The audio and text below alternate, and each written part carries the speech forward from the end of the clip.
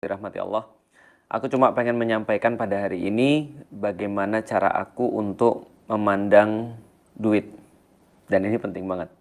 Karena gini teman-teman sekalian, aku pikir ketika ada orang misalnya mau belajar daripada seseorang, misalnya kayak aku dulu belajar kepada Ustadz Fatih Karim atau belajar pada Ustadz Hafiz Abdurrahman, menurutku ilmu itu, ilmu dalam bentuk teknis ya, itu adalah ilmu yang cukup penting.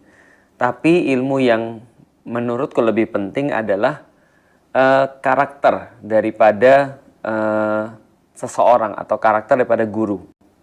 Karena karakter itu nanti akan menentukan seperti apa ilmu yang bisa kita ambil. Jadi gampangnya begini ya. Kalau ilmu itu kita anggap adalah misalnya sebuah emas, misalnya sesuatu yang berharga ya. Ketika kita mengumpulkan ilmu, kita tuh bukan hanya ngelihat emasnya itu, tapi kita melihat juga gimana cara ngumpulin emas itu. Nah, itulah namanya karakter.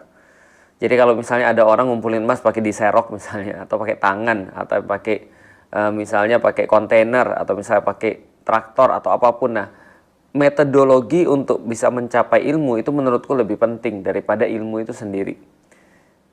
Yang aku bilang karakter tadi itu, dan termasuk cara aku dalam memandang harta. Sebelum masuk Islam, kalau aku memandang harta ya jelas bahwasanya harta itu adalah ya kayak segala-galanya.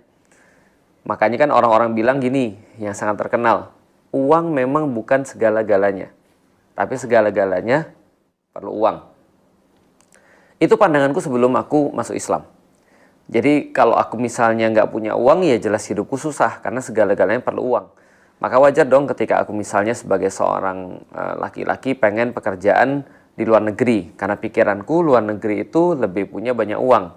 Luar negeri itu lebih keren, secara kehidupan lebih layak misalnya. Karena aku memandang harta, memandang dunia, harta atau wakil daripada dunia lah ya. Itu adalah ya satu-satunya aku kejar karena aku nggak ngerti yang namanya akhirat itu seperti apa. Mati ya udah gitu maksudnya. Karena aku juga nggak